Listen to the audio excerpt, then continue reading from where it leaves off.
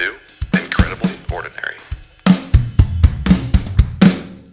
So that makes even Well, it was a government office at one point. Well, it should make sense of why it'd be horrible. Okay, now we understand everything, Yeah, don't exactly. Whenever they're involved, it makes it fun. But we? Exactly right. so, well, I know we got some. I know Josh, you got some coffee over there. But again, we're breaking tradition again, and the drink of choice. We're all doing Coors. Because we've got we'll call a Coors alum with us here, and so we're excited to be drinking Coors. But on the coffee, what kind of coffee you get there, man? I'll let Josh introduce it. I like the look of the bag. Have you tasted it yet? Yeah, I like it a lot. It's Pretty good very brew. Yeah. Very good. So this is a roaster out of Wichita called Reverie.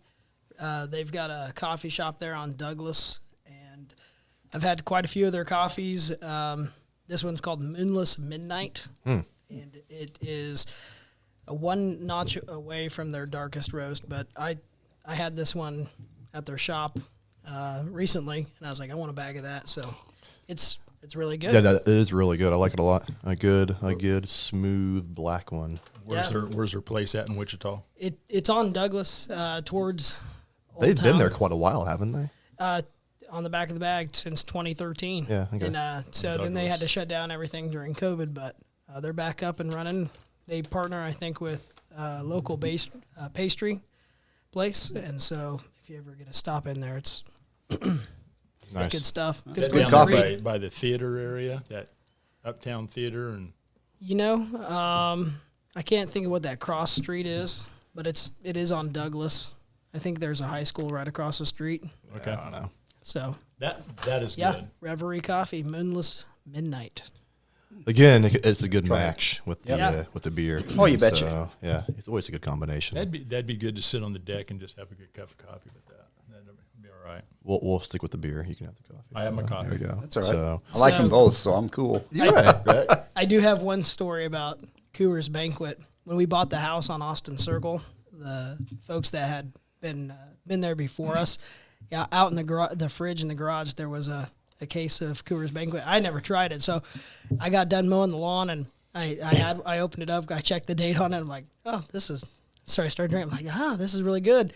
And later I Googled it, and they said that whenever you're watching a cartoon and they're drinking beer, if it's a cartoon that they drink beer, that's the beer that they're drinking is Coors Banquet. So Really? yeah, they were just being facetious. Are they joking but- or okay? Yeah, they were just. I think it's had a huge resurgence. I know Yellowstone, the TV show, one of the main Yes. characters drinks Yep. Banquet, so I think it's had a big popularity increase since then. What is it? But King of the Hill. I think they're drinking Banquet. they're always using if it's in a can, but yeah. But hey, so Interesting. we have an awesome guest here today that we are very excited to have on with us. And so, sir, introduce yourself. Oh, my name is Hank Gagnon. Everybody calls me Hank. It's actually Henry, but that's okay. Been Hank ever since I worked for Rainbow Breads, almost 50 years. Almost. Did you ever work at the Rainbow Bread here in town? Nope. I was going to say, okay. Denver, Commerce City, Colorado. Well, and a big part of why you were in Colorado and why we are drinking Coors is how many years did you work at Coors? Yeah, I got to be totally honest. It's about 6 months, less than 30 years. 29 years and 6 months. That's a long run there. They offered me full retirement and all the benefits and everything if I wanted to leave. So the big question is, when you retire, do you get Yes. endless free beer? Well, no. But having said that, at the cost of beer, they still kept the price for employees down so I can buy that lovely case of beer for $9. Awesome. Awesome. Now, if I was still working for them, though, I'd get 2 cases of free a month. What? They changed that policy after I left. So when they merged with Miller. Really? Hank, I don't want to lose these guys, so keep that stuff under wraps a little bit. Oh, okay. Well, I understand. Are there any applications there? Yeah, we can. Oh, man, I got to tell you.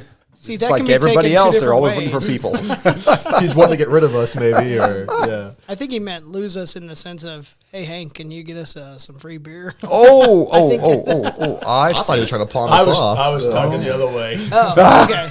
Maybe I was just dreaming. Yeah. So it's almost 30 years Yeah. What'd you do for these guys?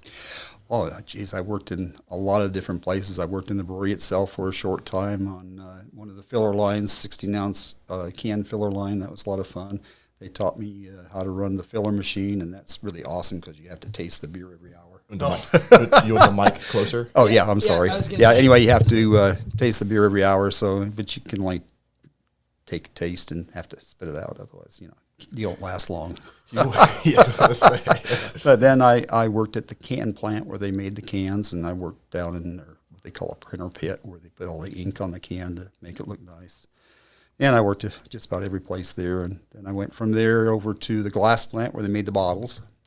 I spent the majority of my career there. But while I was there, you get bored. And the nice thing about Coors is you could go to so many different places and work. And so I went over to the end line where they made the lids, and worked there for a while in quality control. And I supervised quality control and warehousing in both glass and the end line. And it's just been, it was a wonderful career. And I finished it up over at the glass plant.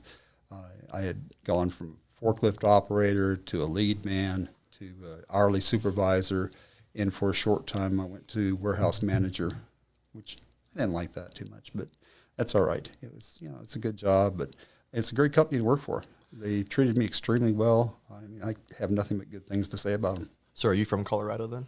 Well, I moved there with my parents when I was 6 months old, so you might say yeah. Yeah, okay.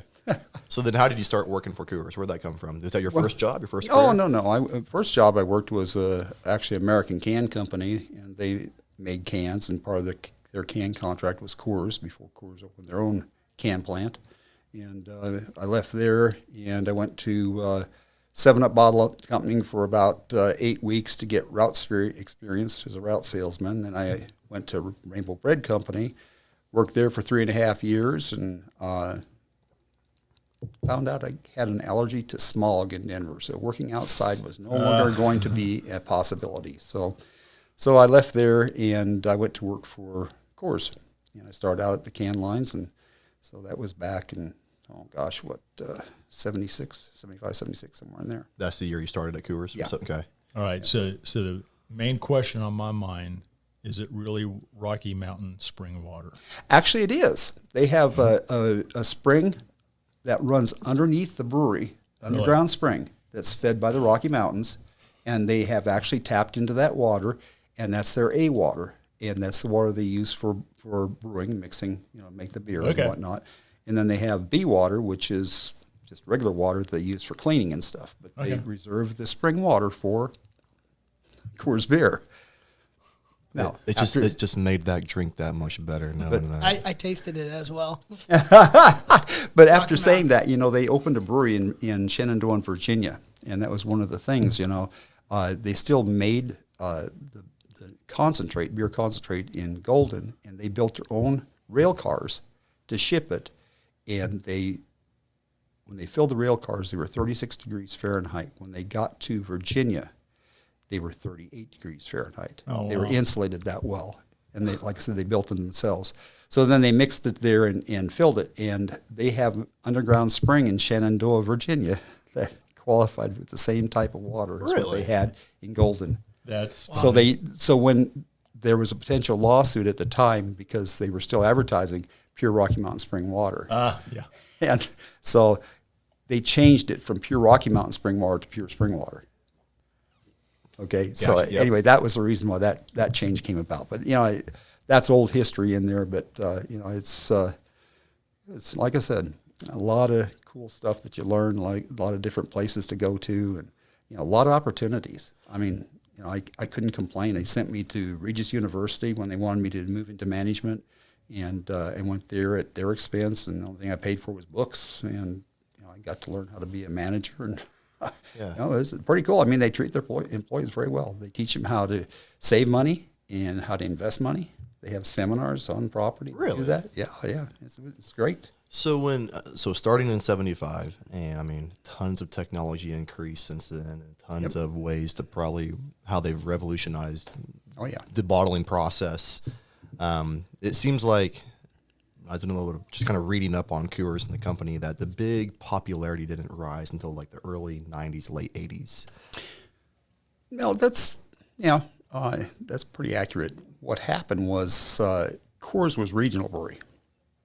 They didn't become very popular until they started spreading out and going to the United States. Back in the early 70s, you couldn't get Coors in Kansas. It had to be bootlegged in from Colorado. And so they started adding different states into their distribution group. And so they finally, I think it was somewhere late 80s, early 90s, they went all nationwide except for Oregon, which they had a trouble with Oregon because Oregon required pasteurization in their laws. And so Coors isn't a pasteurized product. It's a cold filtered beer. So they didn't pasteurize it. So they had difficulty. And finally, they got them to change their laws that allowed them to send the beer in there as well. So it's a long history. But what really elevated Coors more than anything else, and it used to be called the savior of the company, was Coors Light. They were kind of tanking. They had the history of Coors. They had the big fight over unions, okay? And the unions got voted out. And they still had a couple of them, for construction and stuff. And when they did that, a lot of their support in California and some of the other big states kind of waned, and people quit buying because the unions kept telling their union representatives and people don't buy Coors beer because they're anti-union. And when in fact, the employees were better off without the union. We had better representation with the company and whatnot. They developed an appeal system, next to none, and they were very fair with their employees. And I had to use it a few times. I wasn't always nice, so anyway. And I wasn't always wrong either. But anyway, that's another story. But, so anyway, by the time it was all said and done, they lost a lot of their distribution for the sale of beer. And so they came out with the Coors Light, and it was a very, very popular brew, and it spread like wildfire, and it was actually the savior of the company when the company was really headed down. And so it did great. And as far as I know, the company's still doing really good. They've expanded and expanded more and more, and they're now worldwide. So, how can you knock that kind of success? When was Light introduced? What year was that? Oh, I don't remember for sure, but I'm thinking it was around 76, maybe a little sooner than that. So is Banquet the original one then? Banquet is original Coors beer. The first Coors beer was one of the best brews I've ever drank, and it's very expensive to make, so they don't make it anymore. But it's called Herman Joseph's, and they made a Herman Joseph's regular and a Herman Joseph's Light. And boy, I'll tell you what, that stuff would make you an alcoholic because it had a flavor that would not quit. But like I said, they had to charge so much for it in the stores that it just didn't sell, even though it was really good. But, so on the expensive part, what made it more expensive? Just the brewing process, the quality of all the materials that goes into it, were top notch, and everything was just watched to the nth degree to make sure everything was just perfect. Hank, do you think that because I don't know when the craft beers started becoming such a big thing. That might have even been in the early 2000s. Do you think that beer would compete today? I mean, that sounds like it's like a timeline thing where it's really costly to produce, but it seems like people will pay for a lot higher. They'll just drop a lot of money on craft beer these days. $8 for a bottle or something like that. If they could bring back some Herman Joseph's, Well, I wish they would, and I think they could make a profit on it now if they did it as a craft beer. But Coors, when they built the baseball stadium in Denver, they put a brewery inside there, and that's where they actually made Blue Moon. It was actually created in that little brewery. I saw that as I didn't know that story, but when I was reading about it a little bit, I saw that they were the distributor for Blue Moon, but I didn't know that they created it. Yeah, that was the recipe that was created in the ball field brewery. Really? Wow. Yeah, that's pretty cool. Yeah, it was really cool. I remember when they built Coors Stadium. I lived in Thornton, and because I'd actually gone to a Rockies game when it was at the Mile High Stadium, the original Mile High Stadium. Sure. And then you heard that they were building Coors Field, and I've actually got a Monopoly edition of Denver. And of course, then you can own Coors Field. So, little trivia, but well, that's pretty cool. cool. Yeah. So that's something that being a brewmaster at one of these actual companies, Is that something you have to go to class for or school for and get like training on specialty, or is that like on the job training? You go to the place and hey, this is what you're gonna shadow this guy for X amount of years to be the next brewmaster kind of thing. Well, I know at Coors they would train their own brewmasters with the brewmaster that was there. He would do training with new people coming in, but I'm sure there's probably some schools somewhere that teach you how to do that. But they were very particular on how things were done. So, they had their senior brewmaster, and he was in control of everything, and he had others underneath him. And he would bring them along and teach them. And that was one of the things Coors was great for in all their areas. They'd hire people off the street that had very little knowledge, and if they needed more knowledge, they'd send them to school, and they would teach them on site. They had their own training centers. I can remember when they brought computers online. Oh, that was interesting. You talk about resistance to change. Oh man, all the employees, no, we don't want anything to do with the computers. So Coors was very smart in the way they did it, and I love telling this story because I think it's really cool. They put computers in every lunchroom in the plants, and what they did is they put games on those computers, and says, guys, while you're at lunch, if you want to log into the computer, here's the directions. Log into the game and play the game and see how you like it. And then they would add something to it, and they would add something to it again, and it was just a slow way over probably 5 or 6 years that they used to bring computers into the workplace where every office had it. We had to record all of our time in on the computers.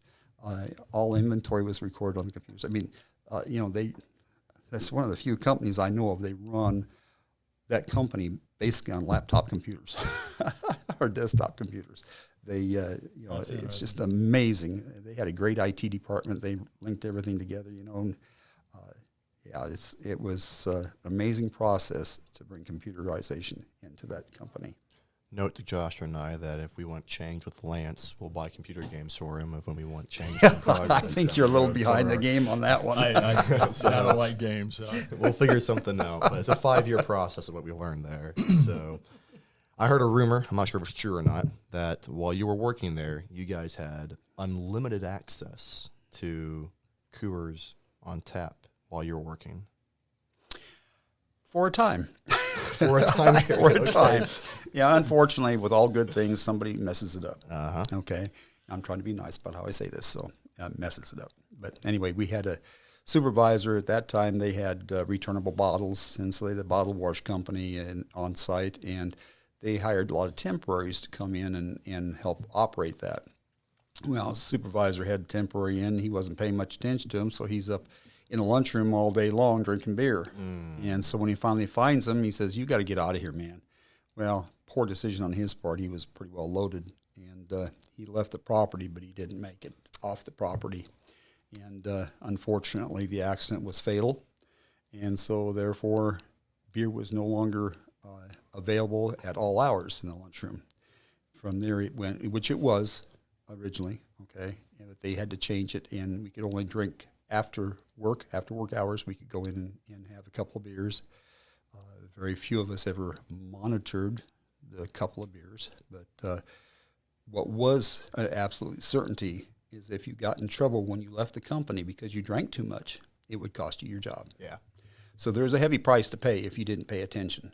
And so for those individuals that like to drink a little bit more than they should, 5 or 6, and they weren't really capable of driving home, someone would drive them home.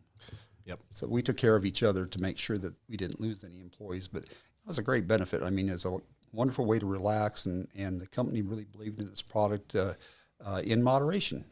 And I remember hearing Bill Coors talk a number of times. He says, 2 beers a day is very healthy for an individual. You go over 2 beers a day, and he says it starts losing its effectiveness for good health. And, he lived to be 100 years old. That's a quote we should put on the wall in the building somewhere. We're getting tons Lance, of business ideas for this one. Right above the toilet. Right above the toilet. Oh, my gosh. But another interesting fact about Coors, Bill Coors was a visionary. Number one, he's the one that invented the aluminum can. Is he the son of, because it was Adolf the original? Adolf Sr., yeah. Okay. And then he had 3 sons, and Joe, Bill, and Adolf III. Okay, so Adolf III was one that was kidnapped and killed. You didn't know about that story? You should read Coors history. I have a book. I'll have to bring it down for you. Yeah. But anyway, yeah. But anyway, so there was Bill and Joe. And Okay. but anyway, Bill stayed on with the brewery. Joe went off. I don't know exactly what he went and did. There was a lot of rumors that he became a minister and a bunch of things, but I'm not sure about any of that being true. I haven't really followed up on it. But Bill was a visionary, and he had – there was an old Safeway store down in Golden next to the brewery, and it went out of business. So he bought that building, and he turned it into a health club, wellness center. It was called Coors Wellness Center. It's the first company-sponsored wellness center in the nation.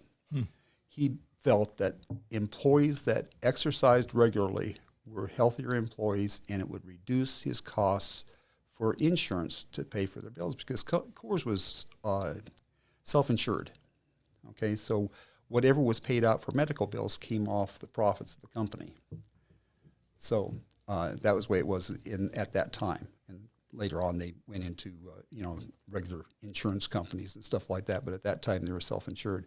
And so his whole thing was he wanted healthy employees, and the best way to do that was to provide a venue for them to exercise in, and they could go over during lunch and spend their lunch over there. And a lot of the executive, of course, had hour lunch, maybe longer.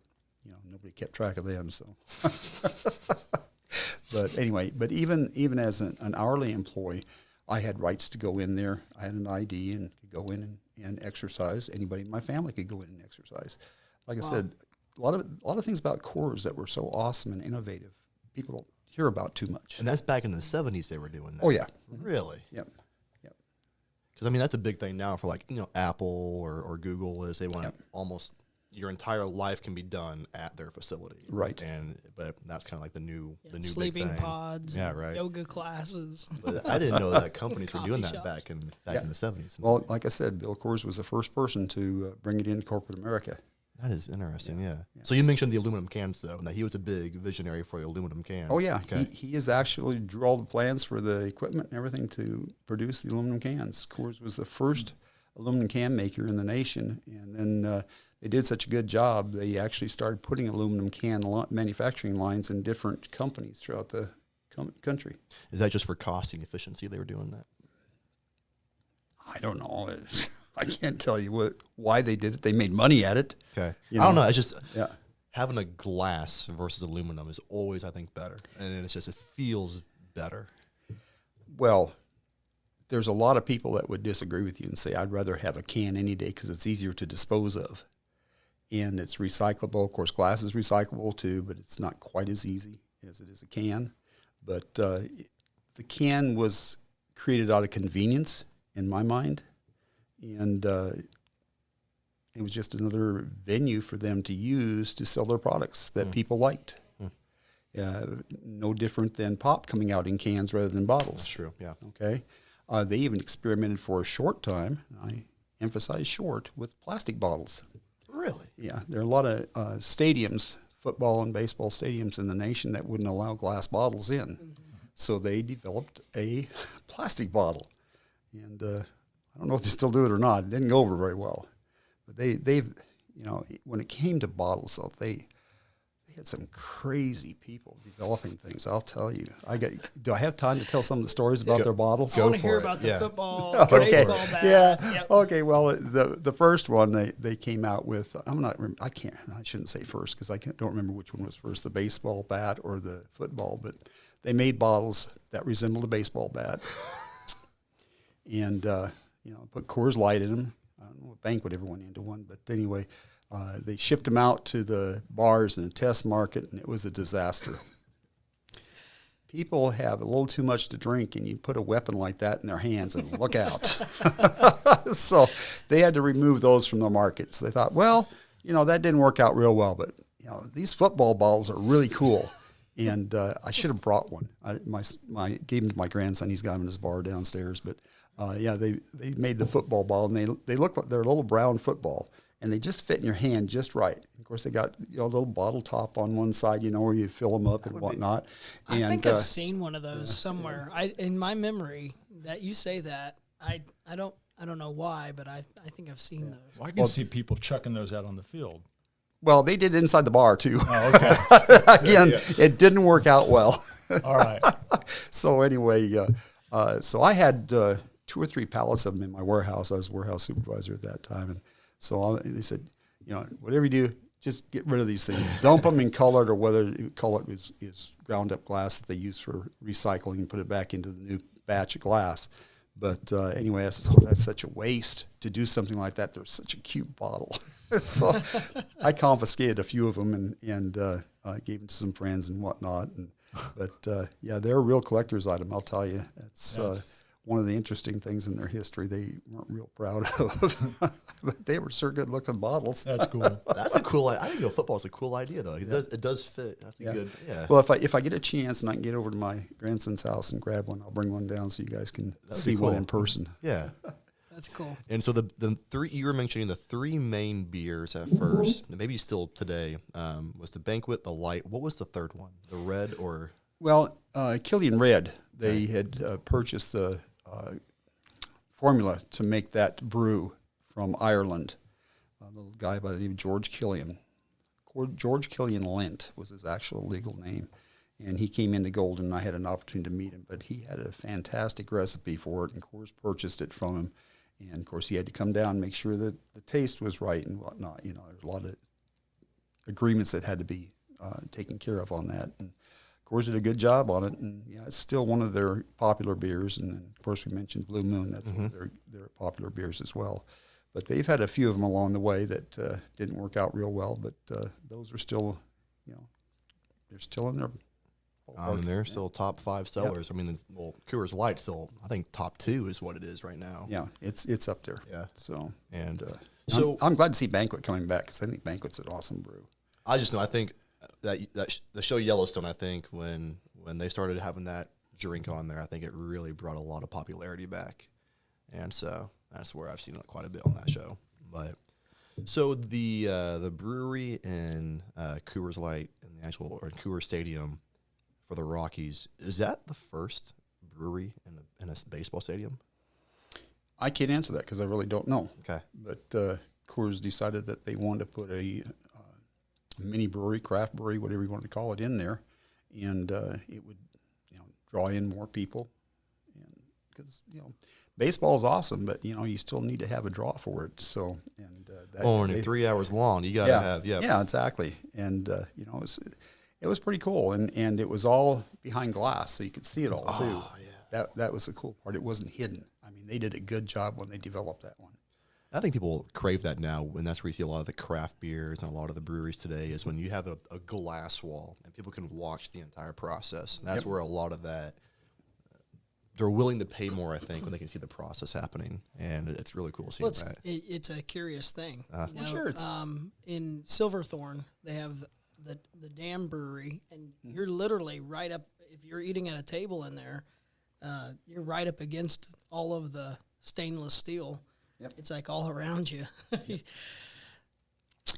for even sure. blue sky downtown. You can walk up and see the glass and see the brewmasters back there working, and it's a science and an art. Kind of like coffee and roasting. It's pretty cool. Evidently, I never got past the table where I sat down to eat because I didn't see that when I was in there. But that's all right. So has Coors always been in Golden, Colorado then? That's where it started, was in Golden. When Adolf came over from Germany, he brought equipment and whatnot to start that brewery, and that's where he started. And I have some pictures at home. Gosh, I should have brought some of this stuff. Shame on me. Of what the brewery looked like originally and what it looked like in 1989 or something like that. What we can do is, if you bring those by, we can get some pictures of those, and we can put them over this video here. That way we can have them if you want to bring them back by. Yeah. Sure. That'd be neat. Be cool. Yeah. Yeah. And so has the brewery changed quite a bit over the years? And just Well, in all honesty, it doesn't look anything the same. I mean, it's modernized. It's so much bigger. I mean, it started out fairly small, and it's so much bigger now, and they've added so much to it. See, back in the day when Bill Coors was young and the company was still growing and whatnot, they wanted to be as self-sufficient as they possibly could as a company. They built their own power plant in the brewery that powered, I would say, a good portion of Golden, School of Mines for sure, plus the brewery. Yeah, and all the there's a great deal of steam that is created in the process, even though it's not homogenized. There's still steam that's created, and they use that steam to heat the School of Mines. They had a great relationship over the years and still do, as far as I know, with the School of Mines. I didn't realize Golden. the School of Mines was in Golden. Yes, it is. Actually had a client that had worked there for quite a while in Colorado, so I didn't know that where it was located. But that's neat connection. Yeah. Oh yeah, there's tunnels from the brewery all the way over to School of Mines. You don't want to get lost down in there. Wow. Yeah, but they have their for the longest time. Unfortunately, it changed shortly before I left. They had their own trains, switch engines on site. They moved all their own box cars. Going into the brewery itself, down in the basement where the filler lines were and whatnot, they had elevators that brought beer down when they went up to be cold, because Coors beer is always kept cold. It's always refrigerated from the time it's made until it goes into a rail car or goes wherever it's going. When you say up, and is it buried down in the ground? Is that It's underneath the ground, yes. Okay. The trains go in underneath the brewery there, and when the train moves in, the track will actually, they'll disconnect the car. The track will move over toward the dock so that you put a little dock plate in so that you don't have to worry. Otherwise, other trains couldn't get by. So they did a lot of great thought when they made this. So you'd fill up the boxcar with whatever you were shipping out, and then that boxcar would be moved out on the main line. The train would come in and pick it up and take it out. And they had their own little train yard that they stored, the cars until they were all ready to be shipped, and then call Burlington Northern, I think, was one that serviced them out there, and they'd bring their big engines out to take the boxcars out. But everything on property was done by Coors, and they had their own engineers, and they had, I think, 3 engines that they used. And they were little red engines, and it was pretty cool. I know one time I had a friend that was one of the engineers, and so I got him to let my grandson get into his little engine. He brought us in on a weekend one time, and it was probably an absolute no-no, but we're all retired now, so it's okay. But anyway, and my grandson got to drive his little red engine. That's awesome. And it was really awesome, but he had a great time. He still remembers it. That's cool. But there's just so many things. It was a family company, and there's so many things that were so cool about being there. is it still family ran today? Not so much. Okay. There's still family presence there, but I don't even know. Pete Coors now is the one that is the senior person that is there, but I'm not sure what his responsibilities are anymore, whether he's just on the board of directors. I think they've hired all He's the managers and stuff. great-grandson of Adolf. He would be, Or probably the great-great-grandson? no, he's pretty old, so I think he might be more like great-grandson at the Okay. longest, yeah. But anyway, I know Bill, he had a son whose name was Scott, but he wasn't born until Bill was like 65. And so, but I know he worked in the brewery. I know Holly Coors had worked in the company in a number of areas, and she was, I don't know whether she was Joe's daughter or who she was, but I've got a list at home of all the family lineage and whatnot. Like I said, I should have thought more and brought some of this stuff with me. So when you left the factory and the plant, any estimate on how many employees worked in that whole facility? In the valley itself, there are 3,000 plus employees. Oh my goodness. Okay.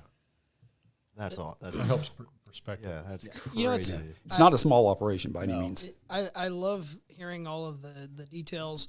Even like, in Salina, we hear stories. I'm not from Kansas, but you hear stories about the Schwann family and just some of these brand names that that are connected to the families, and you get to hear the stories about how they really cared about people and then how they influenced their employees and gave back to their employees, and so it's like all of these details below the surface that you don't get to hear about. Was the family pretty involved then throughout the entire process of being on site at the factory when you were working there and being really integral to the process? Oh, absolutely. I saw a family member inside the plant probably at least once a month. Really? Yeah.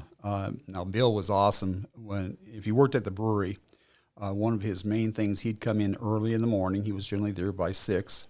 And his first hour, all he did was walk through the plant, through the brewery itself, different departments, saying good morning to employees. Really? Every day that he was there. That's the type of person he was. He was in contact with the people that worked for him all the time. He wasn't afraid to be there. I mean, he enjoyed the people, and they were part of his family, and he would tell you so. They threw some of the most awesome Christmas parties you ever saw, and fed us all. I mean, every employee there could come to the Christmas party and eat, and I mean, I know one time we went in, and my grandson, he must have been about 7, 8 years old, and Bill was up on the platform, and he played piano. He's a great pianist, and he's playing Christmas music, and my grandson was just so fascinated. He quit playing. He come off the platform, opened up the rope that separated him from the people, and grabbed my grandson. He says, "You mind if I take him with me?" I said, "No, go ahead." And he took him and sat him next to him on the piano and was showing him how to play the piano in front of everybody. That's awesome. It was awesome. That is. And after that, my grandson wanted to learn how to play the piano, and he was very good at it. Unfortunately, he quit doing it now, but it's a lot of years later. But You think about how many lives that would have, that family's probably touched through stories like that. exactly, and that's why I still hear people badmouth Coors because the union deal and whatnot. It really upsets me. I mean, I'm going to tell you one story. I was working as a supervisor, and one of our forklifts lost a hydraulic line that had hydraulic fluid all over the floor in one of our remote warehouses. So I took a 50-pound bag of floor dry out, and I'm walking up these steps of a warehouse that we leased, and they were cement steps, but they had metal underneath. Well, they hadn't watched it very carefully, and it was rusting out. And, of course, my weight at that time was probably 300 pounds. And with 50 pounds on top of me, that was more than the stair could handle. And it collapsed underneath me. I herniated 2 discs in my back when I got hit the ground. And so, anyway, to make a long story short, in about a 3.5-year period, I missed more than a year of work through surgeries and rehabilitation and stuff like that. I never lost a minute's pay. Wow. Not a minute. They paid me for every hour that I would have worked. Wow. So I got 40 hours a week. I mean, that's the way they treated their employees. Though I know I had a supervisor. They used to have a program. This is unbelievable. They had a program that was called Unlimited Paid Time Off. And I had one of my supervisors that had a heart problem. And he was 52 years old. And he was told he could not work anymore. And so he filed for his benefit. And until he turned 66, he received a check for 80% of his wages for the rest of that time. So how can you ask for anything better? That's pretty good. Yeah, it is. So, Hank, tell us a little bit about you. I mean, No, nobody wants to know about me. nah, man, how'd you end up in Salina? Oh, okay. Well, my wife got sick, and she had COPD, and then the COPD led to some heart issues. And so finally, I guess it's about 2009, we were told that she would have to move out of Denver area to get away from the smog and the high altitude, or she'd die in a year. And so, I said, okay, well, I retired from Coors, and we'd been coming out here for a long time, but we'd travel all over the southern part of the United States because we wanted to be in a little bit warmer climate than when we were in Denver, although Denver was pretty nice. But couldn't find any place that didn't have a lot of smog. We could find low altitude, but it was more smog. And so we get up a little bit in altitude, and then she couldn't breathe because the altitude was too high. And that was anything 3,000 foot and above, she couldn't breathe very well. Yeah. So downtown Salina is about 800 foot above sea level. And so we'd been coming here, and she says, well, I always felt good when I went to Salina. I just don't want to live there. I says, well, let's go there and spend a couple weeks and see how you do. So we came down, and we actually spent a week. And she says, well, I guess maybe we ought to look for a house here. So our first try, there wasn't a lot for sale at that time, and so we didn't find anything. So we came back about 3 months later, and there were a few houses for sale, so we ended up buying one, and we moved out here. We moved in, I think, June 1st of 2009. And so And she did pretty good for the first 4 years, and we won't get into everything, but she passed away at that after about 4 years here. So man. but how do you put a price on 4 years of someone's life? You know. No, I mean, if I could give somebody all the money I had to have another 4 years with her, I'd do it. Sure. And even though I'm remarried now, I still miss her. I mean, my wife that I'm married to, she was married to her husband for 46 years. I was married to Nancy for 44. She lost her husband, I lost her, and so we tried to make a marriage together. Yeah. That was not an easy process. No. Ooh, not at all. But it's going good now. We've been married now 3 years, and Good. this last year has been really awesome. So it was not a mistake. But I believe whatever the good Lord puts together is meant to be, and we felt that this was God's will for us to be together. So was it 2009 you retired then from Coors? actually, I retired in 2008. 2008. Yeah, Okay. yeah. It would have been June 30th, 2008, because July 1st it became Miller Coors. So like right after you retired, that's when it changed. Well, that's why I chose the retirement date that I did. Well, you got to understand, from my perspective, and I'm just one person, okay? But, for years that I worked for Coors, 29 plus years, that's the enemy. Oh, sorry. Anyway, that's the enemy, okay? Miller's the enemy. Now you're marrying the enemy, and you want me to be a part of it? No, I don't think so. So from 75 up until now, in your opinion, has the quality changed at all, or is the quality still there? I think personally that the quality has probably gotten better. Really? Yeah, in my opinion, I think the quality has gotten better in their product. Technology has gotten better. There's some shortcuts that they take now that they didn't used to take that you might think would take the quality away, but I think actually it enhanced it somewhat. Like I said, the banquet beer is good, tasty beer. There for a short time, it had lost its luster. For I don't know, because of brewing processes or what caused it, but I think their quality is every bit as good, if not better, than what it used to be. So in 08, then when Miller and Coors combined, did that have any effect on the quality? Did that change any of the production, or did that cause any concern on the production? Caused a lot of concern with the employees. Yeah. Okay. I mean, I've talked to a lot of people. I still know a lot of people out there. A lot of people have retired, but it wasn't a positive change for Coors. It was a very positive change for Miller. Miller was a union company, and they came into a non-union company with worse benefits than what the non-union company had. Their union company didn't have as good benefits, so they had to freeze all the employees' benefits with Coors for 4 years until the union could catch up. And so that wasn't a popular thing.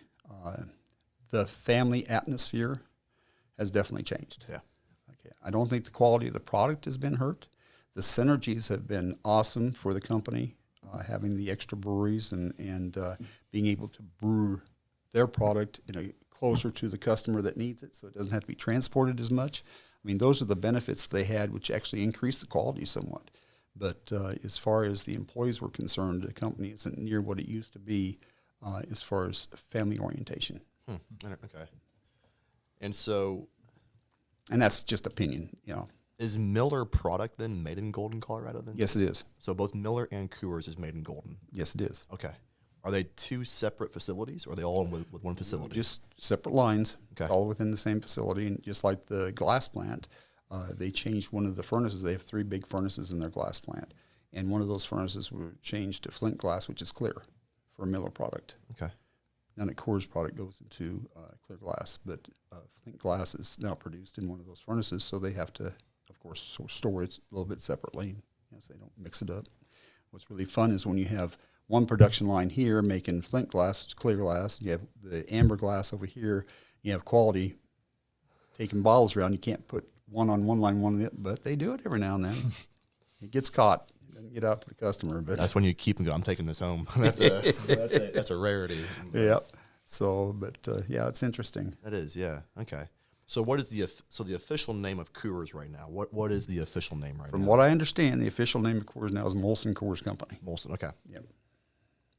Okay. So I have a friend that works for one of their distributors up in Montana, and I was up there this summer, and he was educating me about some of the changes that I hadn't even heard about. But I know I wondered what happened here about a little over a year and a half ago. My retirement changed, and I couldn't figure out why they did that, because they were so happy with Fidelity for years, because that's who managed our retirement plans. And so this new company, I'd never heard of it. But evidently when they went from Miller Coors to Molson Coors, some other things changed too, and this new company took over the retirement payments. Yep. So, but well, I don't know. Nobody bothers to share anything with you when you're retired. Hey, if you're still getting your If the income, results are still the same. Hey, who cares? you know, exactly. I mean, I get my retirement check, you know, thanks to you all drinking Coors, it still comes in, but, you know, We'll take it. and I appreciate you supporting me on that. But, yeah, no, it's still, you know, it's pretty solid. So I have no complaints. So those out there, if you drink Miller or Coors, you don't care. No, Still, I don't it's still, care it's now. Still going towards you. I don't care. There you go. Now, do they actually bottle it internationally too, or is it all Oh, bottled? wait. Go back. Okay. You just said that they used to be the enemy, but now you don't care. Wow. Why would I care now? They're paying his income source. You know, Just giving you I mean, trash. but no, it's a fair question. I mean, you know, I made my decision to say I don't want to be a part of this. You know, it doesn't say anything that I don't want their money. I mean, you know, I don't want to ask this question because you might answer it. I don't look stupid, do I? It's not up here, right? No, not there. But no, you know, companies got to do what companies got to do to be viable and sure they do. sustainable. Yeah. And when synergies are what they are, you know, they have to Right. make decisions that sometimes employees, especially on the ground floor of the company, won't understand or don't understand or really don't care about. And, you know, I just didn't want to be a part of something that I felt was an enemy for so many years. I thought that was funny when you said that. Oh, that's So, all right. yeah, just- But, you know, reality is Give me trash. reality, though. You know, money is money. I mean, That's right. If your check's the same check, That's who right. cares? It comes with my name on it. That's all That's I care right. about. And it's still Oh, good. man. Yep, it's still good. That is pretty funny. And, you know, and the interesting thing, I'll share this with you, but before I retired, they came over and they offered me this amount of money. Says, you know, you can have this in a lump sum or you can draw your retirement out, you know, monthly for the rest of your life. And I looked at that. Really? You guys taught us about finance. Yeah, I could take this money and invest it, but, you know I can't keep my hands off of it. So, you know, this is only good for about 10 years of retirement. The rate you're going to pay me retirement. I says, do I look stupid? I asked that question again. Yeah. And he said, well, I just thought maybe you'd want to take it and invest it yourself. I says, no, because I know I won't keep my hands off it. So, you know, you guys just go ahead and put it there, and I'll just draw my regular retirement every month. And So- boy, so you that was showed- that was a good decision. You showed discipline. Yes, You I did. All right. It would have been fun to get that. I think it was like $180,000 they offered me, and Yep. yeah, but I've already That's- gone out a whole lot more than that. 2 years later, crap, it's all gone. I should have taken the income. Well, you know, I see what I did with my 401k. But that became necessary when you have to move across country, right. and you know, you got to buy another house, and in the middle of a recession when housing is at its lowest price in Denver. And you know, the neat thing about Salina, and not so neat back then, but I guess now, is your housing property prices didn't go down that much during that time period. Where the rest of the nation, my goodness, you get to Phoenix and houses that were selling for $175,000, the government was selling them all for $30,000. You know, and so you know, Denver didn't get that bad, but boy, I'll tell you what, there are some parts of the country where housing got to be extremely cheap. And then, you know, you go back a year or 2 years ago, it was the reverse of that. You bought a house out in Denver, you're paying 2 to 3 times what you'd pay for the same thing here. So At least, it runs its courses. yeah. The house I had in Denver now is worth. Well, I sold it for $225, and it's worth about $675 now. Right. Isn't Yeah. that crazy? Yeah. 2 to 3 crazy. times. And, Yep. Yeah, that's going to come back. But Awesome. Yep, it's all lots of fun. Well, if you could bring by that book about, I'm curious to read about that son being kidnapped. And Yeah, I'll the see if I history can of find that history of the Coors family book. I know I've got somewhere, but you know, since I moved from my other house to this house, my wife says she's a minimalist. I don't want all that junk. So a lot of it's in boxes, but I'll see if I can find it And if for you you. have one of those footballs, I want to Yeah. see that too. Yeah. Yep. I know where the pictures are because they were hanging on my wall. Perfect. Well, actually, Cool. they're in a pile now because she took everything off the wall to paint. But I'll get them back. Yeah, bring those by. We'll get some pictures of them and put them up Sure. on. It'd be probably cool to see that. I'll be happy to. So, Well, Hank, thanks for sharing. You know, that's a lot of work you put in over a couple decades. It is. And Yeah, so Thanks for you've been sharing. in Salina a little over 10 years, 13, 13. and you going to plan on staying here? What's the? Well, I've got a grandson here with a great granddaughter. My daughter lives here too now. I've got a really wonderful church family. Good. And so, I don't think I have any intentions on moving. Awesome. I have a current wife that wants to move, but that's a whole nother story. Take another whole hour to talk about. Marriage counseling, here we come. Let's go that one. She won't be able to see this, will she? That's up to you. Don't give us her email. We won't send it to her. No, so. it's fine. It's fine. We can get some more Coors. Yeah, there you go. I might need it. That's awesome. Well, yeah, again, we appreciate you coming on and talking to us. And It's been fun. It's been a lot of fun, guys. Yeah, we like this. Yep. But, Cool. Cool. Well, appreciate it. Thanks You for bet. coming over. Well, thanks for having me. All Appreciate right. that. We're good to go. Good. Yeah. That is cool. Yeah. Hope it worked out as well as you guys thought it would.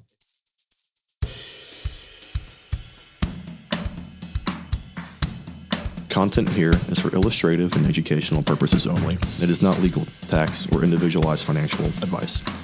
Nor is it a recommendation to buy, sell, or hold any specific security or engage in any specific trading strategy. Results will vary. Market conditions change continuously. Past performance is no guarantee of future results or success. All investing involves risk, including loss of principal. Securities offered by registered representatives through Private Client Services, member FINRA SIPC. Advisory products and services offered by investment advisory representatives through RFG Advisory, a registered investment advisor. RFG Advisory, Billings Group, and Private Client Services are unaffiliated entities.